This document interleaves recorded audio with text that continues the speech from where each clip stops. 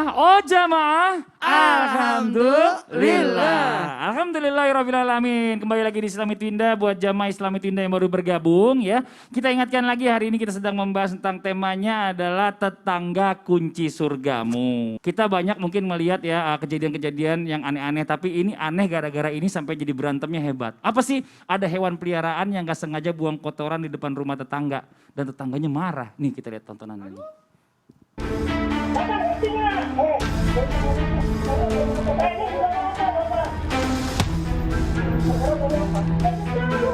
Inilah rekaman CCTV detik-detik saat JA, warga perumahan Duri Kosambi Baru, Cengkareng, Jakarta Barat cekcok dengan tetangganya Agus Tanu Hamdan. Saling maki itu pun berakhir dengan penganiayaan di mana JA memukul Agus Tanu hingga tersungkur tidak sadarkan diri. Malang, Agus Tanu meninggal dunia saat mendapat perawatan di Rumah Sakit Puri Indah Kembangan. Polsek Cengkareng yang mendapat laporan kemudian mengamankan JA di rumahnya. JA mengaku emosi karena anjing korban buang kotoran di depan rumahnya. Ini bermula saat anjing pudel peliharaan korban yang dibawa berjalan-jalan anaknya buang kotoran depan rumah pelaku. Pelaku yang kesal lalu memarahi anak korban dan mengatakan untuk memanggil ayahnya jika tidak terima dimarahi. Sang anak lalu mengadu ke korban jika dirinya dimarahi pelaku. Korban yang mendatangi pelaku di rumahnya kemudian bersih tegang yang berakhir dengan pemukulan dan membuat korban jatuh tidak sadarkan diri. Ya sebenarnya sih simpel aja ya, tinggal ngambil selang dari dalam terus semprot, hancur sendiri tuh ambiar tuh semuanya tuh ya kan, langsung bergabung dengan aspal. Cuma kadang-kadang memang gitu tuh, kalau di depan tuh emosi yang ada di depan duluan jadinya, aduh nauzubillah min zalik, jadi repot akhirnya. Sedangkan kita sering banget kalau mungkin tinggal zaman dulu ada kucing tetangga ngambil ikan di tempat kita. Gak mungkin kita jadi berantem sama tetangga gara-gara itu kan. Nah ini sekarang mungkin bagaimana nih ya kita menghadapi sifat tetangga yang mungkin orangnya gak sabaran. Sesuatunya itu gampang emosi. Mungkin bisa ada penjelasannya dari Ustazah Syifa. Tafadhol Ustazah Syifa. Siap, makasih Mas Fadli, para guru-guru. Para jamaah Islam Itu Indah yang ada di rumah terkait marah. Setiap manusia itu pasti punya rasa marah. Sekalipun itu nabi, tabi'in, para sahabat, mereka juga pernah marah. Apalagi kita yang manusia biasa. Terkadang dalam bertetangga banyak hal yang bisa membuat kita marah. Pertama, masalah anak.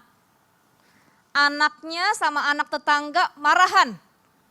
Yang berantem bukan anaknya, akhirnya emak bapaknya. Udah lu jangan main lagi kesini lo ya. Pergi Pengalaman sana. Enggak, belum oh, sih. Belum. Kamil kan masih kecil. Ya, takutnya. Kayaknya Mas Fadli udah pengalaman. Jadi pertama masalah anak, jadi orang tuanya yang bertengkar, ada yang sampai berkelahi. Kedua, masalah hewan peliharaan. Saya teringat ada salah satu kisah seorang laki-laki yang dia di rumahnya banyak tikus. Ya, ketika itu dibilang oleh para tetangganya yang lain, coba deh kamu piara kucing. Apa kata laki-laki itu? Saya tidak mau memelihara kucing. Karena kalau saya memelihara kucing, nanti tikus di rumah saya kabur semua ke rumah tetangga. Yang ada dengan yang saya lakukan itu membuat tetangga saya makin susah. Inilah cara bertetangga yang baik, bukan hanya memikirkan dirinya sendiri, tapi juga memikirkan orang lain. Kita ngebangun rumah, ningkatin rumah, izin dulu sama tetangga. Kata tetangga malam-malam siapa sih yang getok-getok nih katanya. Izin gak ada. Nyusahin iya, berisik iya. Nah ini tidak mencerminkan adab bertetangga yang baik. Nah jamaah Islam Itu Indah yang ada di rumah, kata Rasulullah mengatakan kepada para sahabat, la takdob walakal jannah. Jangan marah, jangan marah. Kalau kamu marah lagi berdiri, duduk.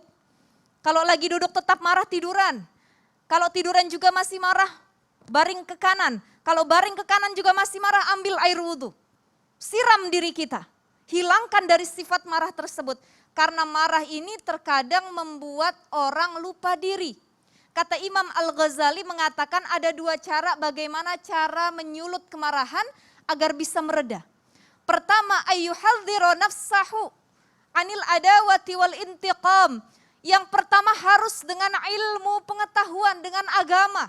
Kalau dia beragama yang baik, ilmunya banyak, dia faham mengingatkan dirinya, ya Allah, kalau saya marah, kalau saya meluapkan emosi saya yakin akan ada pertikaian dan balas dendam kayak tadi pembunuhan. Ya, gara-gara kitanya tersulut emosi, marah, pembunuhan, balas dendam. Yang kedua, setelah dengan ilmu, agama, dengan apa? Dengan amal. Wa amma bil amal, adapun dengan amal fa anta kula bilisanika, engkau ucapkan dengan lisanmu a'udzubillahi minasyaitonir rajim.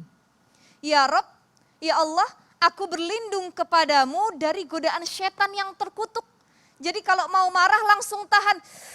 A'udzubillahi minasyaitonir rajim. Mau itu marahnya sama tetangga, apalagi sama keluarga sendiri, sama suami sendiri. Kalau suami ngeselin, ya Allah. Jadi sasari begitu.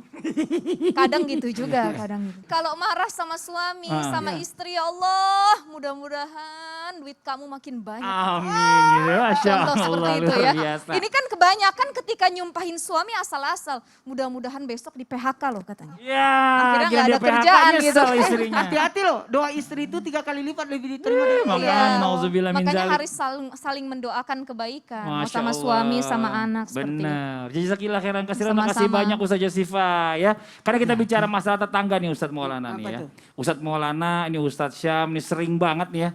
Banyak banget orang yang bilang yang menjadi pihak pertama yang kita mintain pertolongan saat itu adalah pada kita kesulitan adalah tetangganya. Nah, saking pentingnya nih tetangga sampai Rasulullah SAW pernah menyebutkan kualitas keimanan seseorang ini salah satunya adalah tolak ukurnya mereka yang berbuat baik kepada tetangganya. Dan berbuat baik kepada tetangga ini merupakan juga jadi salah satu penjamin kunci surga.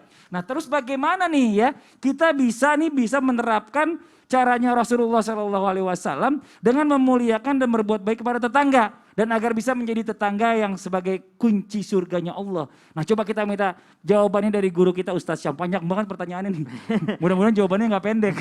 Karena pertanyaannya terlalu panjang. Sampai guru Ustaz Maulana, Mas Fadli, Ya. Ustaz Syifa, serta guru-guru kami yang dimuliakan Allah Subhanahu wa taala. Allahumma inna nas'aluka ilman nafi'a wa rizqan thayyiba wa Amin. amalan mutaqabbala. Amin. Ya Allah, berikan ilmu yang bermanfaat, Amin. berikan tetangga yang baik ya, yang memuliakan, yang insya Allah saling memuliakan sampai ke surganya Allah Subhanahu wa Amin taala. amin ya rabbal alamin. Ba'da naqul a'udzu billahi minasyaitonir rajim. Wa'budullaha wa la tusyriku bihi syai'an wa bil walidaini ihsana وبالوالدين إحسانا وبذي القربى واليتامى والمساكين والجار ذي القربى والجار الجنب والصاحب بالجنب وابن السبيل. Saking tingginya derajat tetangga tuh ya, karena tadi dibahas saking tingginya tuh Rasulullah SAW menjadikan tolak ukur keimanan seseorang akan perlakuannya terhadap tetangganya, perilakunya terhadap tetangganya. Dan Al-Quran juga membicarakan itu. Wa'budullaha wa la tusyriku bihi syai'a. Sembahlah Allah, jangan menyekutukan Allah Subhanahu wa taala. Wa bil walidaini ihsana, berbuat baiklah terhadap kedua orang tuamu, berbuat ihsanlah. Wa bidzil qurba wal yatama wal masakin, kepada orang-orang yang membutuhkan, orang-orang terdekatmu dengan kerabatmu dan orang-orang yang yatim dan miskin. Wal jari dzil qurba wal jaril junub, dan juga terhadap tetanggamu, subhanallah, baik tetangga dekat ataupun tetangga yang jauh. Nah, tetangga itu masuk dalam Al-Quran. Begitu pula dalam hadis Rasulullah SAW. Man kana yu'minu billahi wal yawmil akhir falyukrim jarah. Yang beriman kepada Allah Subhanahu wa taala dan hari akhir, maka tolak ukurnya salah satunya adalah memuliakan tetangganya. Bagaimana sih Rasulullah SAW? Rasulullah itu tetangganya ya ada misalnya ya orang-orang terdekat yang sering kita sebutkan namanya. Sayyidina Abu Bakar As-Siddiq radhiyallahu an, tetangga Rasulullah. Kemudian Sayyidina Umar bin Khattab radhiyallahu an, tetangga Rasulullah. Sayyidina Utsman bin Affan radhiyallahu an, tetangga Rasulullah. Sayyidina Ali bin Abi Thalib radhiyallahu an, tetangga Rasulullah SAW. Bilal bin Rabah juga tetangga Rasulullah SAW. Ketika di Mekah ada misalnya Arqam tetangga Rasulullah SAW yang menjadi tempatnya Rasulullah SAW berdakwah sembunyi-sembunyi. Jadi Rasulullah SAW menjadikan tempatnya Arqam itu menjadi yang namanya tempat dakwah Rasulullah bersembunyi-sembunyi, tempat di mana Sayyidina Umar bin Khattab radhiyallahu an bersaksi tidak ada Tuhan selain Allah dan Rasulullah SAW adalah utusan Allah dan tidak ada lagi utusan setelahnya, maka tempat itulah setelah itu barulah mereka beramai-ramai dakwah secara terang-terangan. Ada juga tetangga Rasulullah SAW yang non muslim, misal paman daripada Sayyidatina Khadijah Ya pamannya Sayyidatina Khadijah non muslim, pendeta, tapi Rasulullah berbuat baik kepadanya, dan berbuat baik kepada orang-orang di sekitarnya. Jangankan tetangga dekat, Rasulullah sallallahu alaihi wasallam sedang duduk bersama dengan para sahabat, lalu lewatlah jenazah, lewat iring-iringan jenazah orang menguburkan seorang jenazah. Maka Rasulullah sallallahu alaihi wasallam bersama para sahabat, Rasulullah berdiri. Salah seorang sahabat bertanya kepada Rasulullah, "Ya Rasulullah, enggak usah berdiri, ngapain berdiri? Itu kan maaf, non muslim."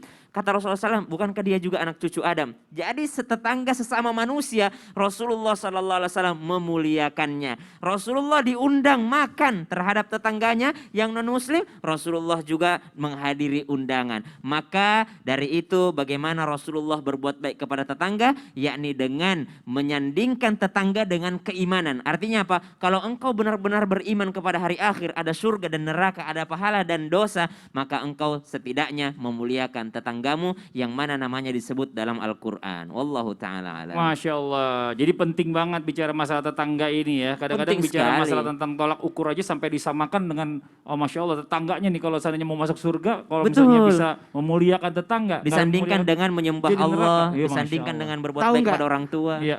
Orang beriman itu yang memberikan keamanan bagi tetangganya. Masya Allah. Nah sekarang kita lanjut lagi deh nih ya. Ini udah banyak pertanyaan masuk nih ke sosial media Islam itu indah. Langsung aja kita masuk aja yuk ke segmen Tanya Dong Ustadz. Kami semua tanya dong Ustaz. Oke langsung aja kita masuk ke pertanyaan yang pertama ya dari Instagram dari @ririn_1. Assalamualaikum warahmatullahi wabarakatuh. Izin bertanya Ustadz, apakah saya berdosa jika tidak lagi bersosialisasi dengan tetangga? Karena dengan alasan tidak ingin gibah. Karena saya sendiri mempunyai sifat yang gampang percaya sama orang kalau udah dipancing. Jadi kalau ada yang bertanya saya tidak bisa berkelit atau tidak menjawab pertanyaannya. Mohon solusinya Ustadz, jazakumullah khairan katsiran. Jadi ini menghadapi orang yang gampang kepancing, dia juga gampang kepancing. Makanya dia menghindari sosialisasi sama tetangga. Ini dosa Saya nggak? harus sampaikan ini dengan setegas-tegasnya. Ada 4 keutamaan bertetangga. Yang pertama berbagi kebutuhan. Baik itu informasi, kebutuhan keadaan. Yang kedua, lebih menjaga keamanan. Dengan kita bertetangga, alhamdulillah dengan sendirinya pasti tetangga juga lihat-lihat rumah kita. Yang ketiga, meningkatkan kebanggaan. Saya bangga loh bertetangga dah sama Deddy Miswar. Oh ya Allah, Iya, luar saya biasa. tuh udah Tapi bertetangga Deddy sama- Miswarnya nggak belum tentu bangga kan? Iya juga sih. Nggak tahu juga sih, mudah-mudahan beliau bangga juga. Amin, amin. Yang keempat, saling mengingatkan. Kalau ada temannya suka gibah, ingatkan dia, Oh. bukan ditinggalkan. Anda meninggalkan tetangga yang suka gibah, Anda jadi bahan bicaranya. Oh, jadi bahan gibahnya dia. Bahan gibahnya dia. Nauzubillah min dzalik. Harusnya kita datang, ingetin, berikan contoh teladan menjadi seseorang yang baik. Gitu. Kita Iya. masuk ke pertanyaan yang berikutnya. Assalamualaikum Ustadz ya. Bagaimana menghadapi tetangga yang baik ke kita karena ada maunya aja. Sedangkan saat kita sedang kena cobaan justru malah digosipkan yang enggak. Sampai akhirnya tetangga yang lain percaya dengan gosip tersebut. Ustadz Syam, nih tetangganya kan Ustadznya masih rumah tangganya baru nih. Jadi subhanallah, kalau ada orang berbuat baik kepada kita, kalau ada maunya aja ya seperti itulah human being ya. Manusiawi banget gitu, ketika ada orang berbuat baik ada maunya. Kita pun berbuat baik tetangga karena mau dibalas kebaikan juga gitu. Jadi yang harusnya kita tanamkan hadis tadi.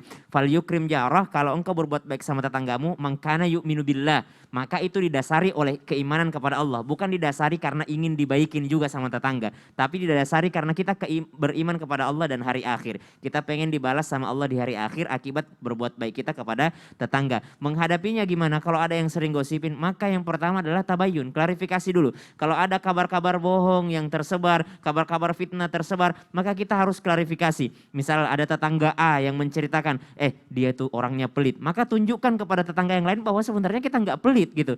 Jangan karena dikatain pelit sama tetangga A, akhirnya ya udah deh gue berbuat baik juga dibilang pelit, ngapain gue berbuat baik. Maka makin pelitlah kita. Maka percayalah tetangga B, C, D, E dan seterusnya. Karena kita mengiyakan apa yang diomongin tetangga yang pertama tadi. Maka kalau ada yang mengatakan kita pelit, maka kita counter yang namanya perkataan itu dengan berbuat sebaliknya. Kita berbuat baik kepada mereka. Wallahu ta'ala a'lam. Masya Allah.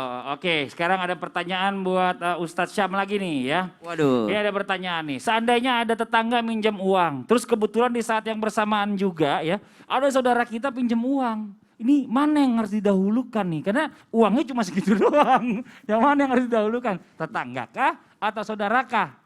Jadi kalau berbicara masalah keuangan ini agak sensitif soalnya. Agak sensitif. Iya, karena kadang-kala kita tidak tahu yang mana yang lebih membutuhkan.